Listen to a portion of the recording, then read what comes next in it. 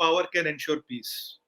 अगर आपके पास पावर नहीं है, कोई पीस नहीं है। ख्वाब गफलत में जीने का दौर ना है, न वक्त है, न तरीका, न नौबियत है, न ही हमारी फितरत है। समझिएगा। अभी डॉक्टर जयशंकर साहब एक न्यूज़ चैनल के कॉन्क्लेव पे थे। वहाँ उनसे किसी ने यही सवाल पूछा था लगभग-लगभग। उन्होंने कहा diplomacy rides on the power of Indian army. अगर आप पावरफुल हो तो डिप्लोमेसी जैसे विकल्प और ऑप्शंस आपके पास है। अगर आपके पास पावर नहीं है, डिप्लोमेसी काम नहीं आएगी। ये जो हमने अभी टेस्ट किया, इसकी डिटेल में जाएँगे क्या है, क्या नहीं है। इसको तो मैं चाइना किलर कहता हूँ। इसको मेरा नाम है, ऐसा कुछ नाम गवर्नमेंट का नहीं, मेरा नाम है चाइना किलर। ये मिसाइल ने चाइना की नींदें उड़ाई। वो डॉग फाइट जो चक्कर काट रहा था, वो चक्कर काटते रह के मिसाइल का टेस्ट हो गया। चीमा साहब, आज जो हमने उनको पछाड़ा तवांग में, जो उनको ठोका गलवान में, क्यों ठोका? हमारे पास पावर है। Power only ensures peace. आपके पास पावर है तो अब चाइना भी 100 बार सोचेगा ना, हमाकत नहीं करेगा। तो ये तो पीस को बढ़ाने का कार्यक्रम है। ये पीस के लिए, स्थायी पीस के लिए ज़रूरी है। It is very important for piece. आप इसको इस एंगल से देखिए। अब ये मेरे को मेरे कप में आप बोलेंगे भई इसमें आधी चाय, मैं बोलता हूँ चीमा साहब आधा भरा है। तो अब ये तो देखने का नज़रिया है ना, how do you look at it? पहली बात तो ये है। दूसरी बात, अगर हम बात करें आज इसकी, हमारे मिसाइल की, देखिए अब ये आईसीबीएम की रेंज में आ गया है। 5000 किलोमीटर के ऊपर जो रेंज होती है वो आईसीबीएम की होती है, इंटरकॉन्टिनेंटल बैलिस्टिक मिसाइल। और इसमें एमआरआई आईवी सिस्टम एक है। बेसिकली मतलब टू सिंप्लीफाई इट, ये मल्टीपल वारहेड्स को कैरी कर सकता है और उनको एक एक जगह पे ड्रॉप इन कर सकता है। ये एक साथ ही 1500 किलो का बॉम्ब लेके नहीं जा सकता। And we are the fourth country in the world to have a time-tested MRIV technology. So we are the fourth country in world to have a ICBM in a MRIV technology, fourth in the world, indigenously developed. और आप जानते हैं हम तो बहुत कम खर्चे में सब करते हैं और हमारा सिस्टम टाइम टेस्टेड है। इससे चाइना की नींद उड़ गई है, क्योंकि चाइना का कोई कोना ऐसा नहीं है जहां कोई उनका लीडर या कोई ऐसा एसेट हो जो सेफ है। अगर यद्यपि ऐसी जरूरत पड़े, हम तो ईश्वर से यही कामना करते हैं जरूरत ना पड़े, पर अगर जरूरत पड़ती है। और आपने एक और चीज इसका फीचर देखा होगा, जब जब ये वापस एंटर करता है एटमॉस्फेयर में, ये भी टर्मिनेशन स्टेज में आता है, मैक 24 स्पीड है और एमआरआईवी है। तो मतलब इसकी मार से बचना ऑलमोस्ट इम्पॉसिबल है, because at mach 24 if are MRIV, no amount of missile shield can protect you. Missile shield आपको इस स्टेज पे प्रोटेक्ट करता है जब आप यहाँ होते हो, जब आप एटमॉस्फेयर के ऊपर चल रहे हो। तो एक टेक्नोलॉजिकल मार्वल है चीमा साहब, and we made it light weight, 3 stage solid engine, और रेंज जो 5000 से 8000 किलोमीटर तक बताई जाती है, 5500 से 8000 तक। पर जो ऑफिशियल फिगर है वो 5500 की। पर 5500 में कोई गली कोचा मोहल्ला, कोई भी दर्ख और कोई भी व्यक्ति चाइना का रेंज से बाहर नहीं है। बेसिकली देखिए, सीधा सीधा बोले तो इस मिसाइल का परीक्षण करने का मतलब है चाइना को एक सीधा साधा और बहुत क्लियर मैसेज देना, वो मिसाइल चले गए। और ये आप चेक कीजिएगा, MRIV with ICBM nuclear capable, 1500 kilo का पेलोड बहुत ज्यादा होता है। With MRV is force multiplier MRIV के साथ। There were the only fourth country in the world to have this. अभी यूएस के पास है, टाइम टेस्टेड है। Russian missiles they are number 1। China claim करता है उनके पास है। अब उम्मीद है वो चलता भी होगा। और एक हमारे पास है, 100% चलता है, क्योंकि इसकी जो ट्रायल्स है ये ओपन फोरम में और कई सालों से हो रही है। और काफी लोगों के जो हमारे दोस्त भी है और बहुत ज्यादा करीबी दोस्त भी है, उनके सैटेलाइट वेटेलाइट भी नजर रखते हैं। तो उनको भी ये पता, हाँ ये मिसाइल चलता चाइनीज खिलौने की तरह नहीं है, चले चले ना चले ना चले। ये कहानी है चीमा साहब। इंटरकॉन्टिनेंटल की क्या जरूरत रहेगी फिर, वो तो साथ बैठा हुआ है। तो इंटरकॉन्टिनेंटल इतना बड़ा 8000 किलोमीटर की रेंज, जो कि उसका जो रेडियस है वो तो न्यूजीलैंड ऑस्ट्रेलिया जाता है, अफ्रीका सारा कवर करता है, यूरोप कवर करता है, रशिया का सारा एरिया कवर करता है, ऊपर आर्कटिक तक जाता है। तो ये कौन सा भाई अमन आप आर्कटिक तक मिसाइल फेंक के करने वाले हैं, और नीचे पूरे इंडियन ओशन में नीचे अंटार्कटिका तक भी जा रहा है सुमित भाई। तो इसको तो जरा एक्सप्लेन करें, is this really for security या इज दिस फॉर प्रेस्टीज के हम। देखिए चीमा साहब, सबसे इंपॉर्टेंट बात क्या है, आज आप हमारी मिसाइल की इतनी तारीफें कर रहे हैं, आपसे आपके मुंह से अंटार्कटिक आर्कटिक इतनी बड़ी रेंज सुनना अच्छा लग रहा है। कोई बात नहीं, आपके नहीं मुंह से मैं तारीफ नहीं कर रहा, मैं फैक्ट बयान कर रहा हूं। नहीं, मैं ये अच्छी फैक्ट है। हाँ आप तारीफें कर रहे हैं, अच्छी बात है चीमा साहब, आपका दिल बड़ा अच्छा, आप जानते हो उस नहीं, बात। दिल तो मेरा बहुत अच्छा है, ये तो आप मैं तो कह ही रहा हूँ। अब दूसरी बात आपने बोली, देखिए चीमा साहब, जो ऑपरेशनल रेंज है, जो एमओडी कहता है 5400 से 5500 किलोमीटर तक है, 5500 किलोमीटर तक है। हाँ, अब जो सैटेलाइट टेलीमेट्री डाटा आता है, जो और डाटा आता है, जो थ्रस्ट पावर होता है, थ्रस्ट टू वेट रेशियो होता है, हमने मिसाइल को लाइट किया, ये लोगों का अनुमान है, मानना है 8,000 किलोमीटर तक जा सकती है। अब चीमा साहब ये 6,000 भी हो सकता है, 10,000 भी हो सकता है।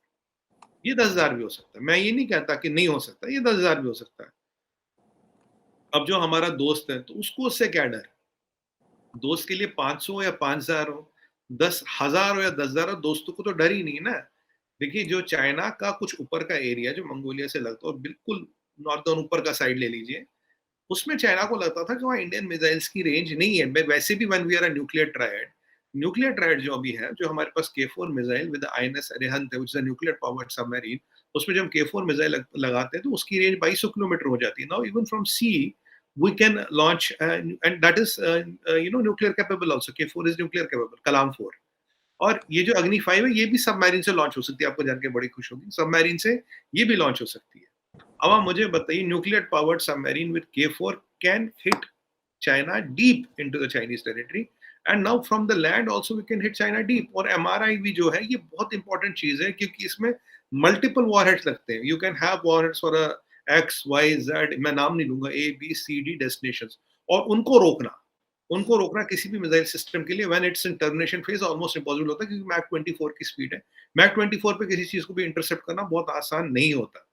और ये जो चाइना इधर-उधर शिप में क्यों घुमा रहा था? मैं शिप में इसीलिए घुमा रहा था, मैं कोऑर्डिनेट्स ले लूँ, ये ले लूँ। अब उसका शिप इंडियन ओशन से निकल गया और हमने टेस्टिंग कर ली, और हमें भी पता, मैंने आपको लास्ट टाइम बोला था ना, चीमा साहब, हमें भी पता है टेस्टिंग कब करनी है।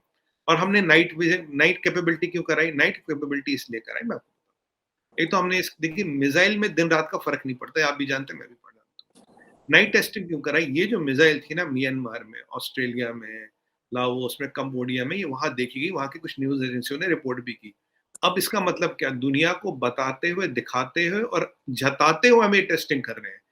क्योंकि कल कुछ चाइनीज़ सैटेलाइट जो थी, कल उनमें कुछ एक वो व्हाट डू यू कॉल, एक ब्लैकआउट पीरियड आता है। हमारे 30-32 सैटेलाइट ऊपर है, वो सब ट्रैक कर रहे थे। कुछ चाइनीज़ सैटेलाइट्स में ब्लैकआउट पीरियड आता है। अब इतना ज़बरदस्त रात को लॉन्च हुआ कि लोगों ने फ़ोटो खींच के डाल दी, तो चीनियों को जिसको दिखाना था वो दिख गई। म्यांमार की न्यूज़ एजेंसी ने डाल दी है, तो ये हमने दिखा दिया।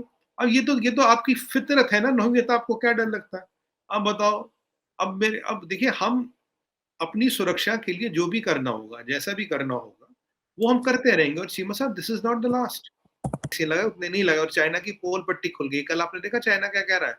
चाइना कह रहा है यहाँ मिलियंस मरेंगे, तो वो चाइनीज़ वैक्सीन तो फर्जी थी ना, जो हम आपको ऐसे कह रहा था। हमारे तो मिलियन नहीं मर रहे, कोई मास्क नहीं लगा रहा, सब हो रहा है, ऊपर वाले की कृपा, महादेव का आशीर्वाद है, सब चल रहा है, सब फिट चल रहा है। अब ये चाइना में मिलियंस मरने की बात कर रहे हैं। देखिए, जो हम करते हैं बिल्कुल सॉलिड, और ये करते हैं ना दुनिया को दिखाने के लिए, ना बताने के लिए, बट सुप्रीम नेशनल इंटरेस्ट और अपने लोगों की भलाई के लिए। आने वाली जनरेशनों की सुरक्षा हमारी जिम्मेदारी है। We have to give them a strengthened world where India is a center of power and growth and humanity. Vasudevam कुटुंबकम, ये G20 का भी टैगलाइन है, मेरा टैगलाइन नहीं है। और ये हम करके दिखा रहे हैं। और चीमा साहब, सच्चाई तो ये है कि ये जो चीनियों को भी पीछे पीटा है, इतना धोखा बजाया है। अब देखिए, ये पीएलए के पीछे आप इतना झंडे लगाते फिरते थे, पीएलए पीएलए।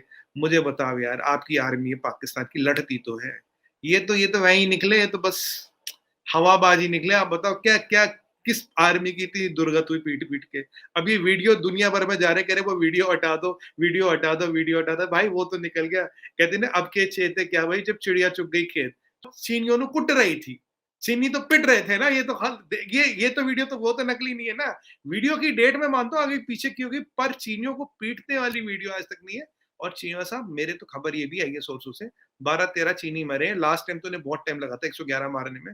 अब के 12-13 चीनियों की मौत की भी खबर आ रही है। देखो, कोई मरना नहीं चाहिए, पर ऐसी खबरें आई है। और इनके 300 लोग मिलके एक पोस्ट नहीं ले पाए चीमा साहब, 600 लोग मिलके एक पोस्ट नहीं ले पाए। बताओ क्या है यार, ये आर्मी। ये पिटाई तो चाइनीज सैनिकों की हुई है। आपने देखे होंगे वीडियो, बेचारे जैसे वो बकरियां एक कोने में लगा दी जाती हैं, डरे डरे से बेचारे वो बच्चे से खड़े हुए हैं, और उनको हमारे पंजाबी पुत्र पीट रहे हैं। तो वो ऐसी वीडियो देख के तो चाइना के शी जिनपिंग को एक मिसाइल लॉन्च कर देनी चाहिए सर। वो तो वीडियोस में चैनल साहब काफी करते रहते हैं, कभी वो जहाज को मारते हैं, कभी क्या मारते हैं। उनकी वीडियोस तो बहुत सारी आती हैं, इस तरह की काफी सारी आती हैं।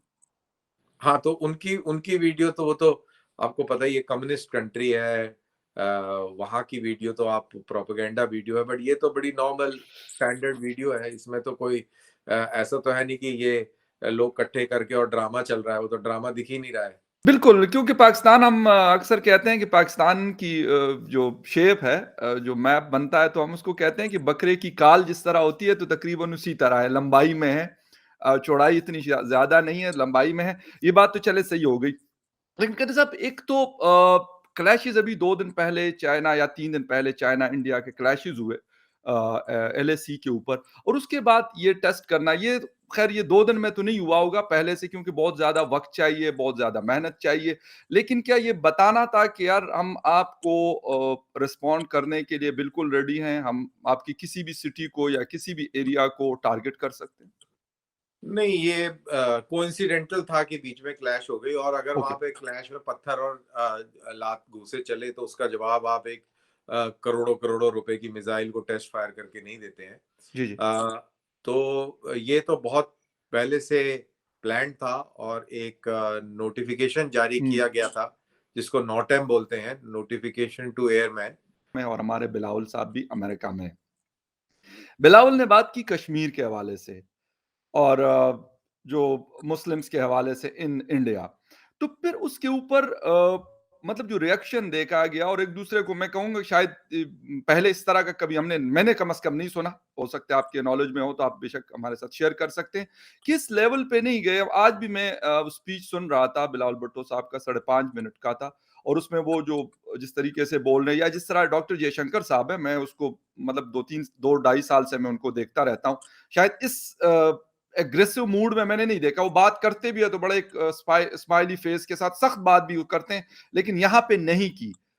तो फिर इसके ऊपर मतलब रिएक्शन इतना क्यों है? कश्मीर तो ठीक है, आप लोगों के पास है 370, 35 ए देखिए, भी खत्म हो गया, हालात भी बेहतर हो गए। इंडिया पाकिस्तान दुनिया को ये बताना चाह रहा है कि इंडिया एक पाकिस्तान एक टेररिस्ट मुल्क है, जी, और पाकिस्तान जब इस तरीके की नसीहतें देता है तो उसको एक्सपोज करना फर्ज बनता है। जी, जयशंकर ने हिलरी क्लिंटन की उस बयान को दोहराया जिसमें हिना रब्बानी खान तब फॉरेन मिनिस्टर थी, जब हिलरी क्लिंटन ने बोला कि अगर आप अपने बैकयार्ड में सांप पालेंगे और ये उम्मीद करेंगे कि ये हमसाए को डसेगा, तो ये आपकी गलत फहमी है। हमसाए को भी डसेगा और आपके ऊपर भी कब अपना रुख बदली कर ले ये आपको बिल्कुल। पता नहीं चलेगा। तो आपको अपना घर ठीक करना पड़ेगा।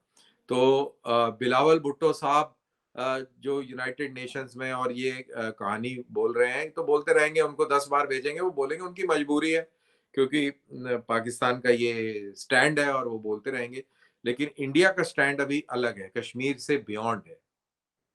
हम दुनिया को ये बताना चाह रहे हैं कि पाकिस्तान हमारे ऊपर टेररिज्म करता है। हुँ। तो जितनी बार पाकिस्तान अब कश्मीर का हवाला लेगा, हम उसके टेररिस्ट एक्टिविटीज को एक्सपोज करेंगे। लेकिन वो भी तो अपने जयशंकर साथ ने एक किताब लेके कर्नल साहब गए हुए हैं ना, ये तो पाकिस्तान का भी क्लेम है, सिर्फ हिंदुस्तान का तो नहीं है, बल्कि उन्होंने कहा कि इंडिया मैं, ने अपना नैरेटिव मैं सिर्फ इसलिए बनाया हुआ है कि ये शायद बिक जाएगा, इसलिए ये बनाया हुआ है। वो बिका हुआ है, वो बिका हुआ है, बिक नहीं जाएगा, बिका हुआ है। हुँ, दुनिया के अंदर शायद ही कोई ऐसा टेरर हमला हो जिसके अंदर पाकिस्तान से उसके तार ना जुड़े हों। शायद ही कोई ऐसा इस्लामिक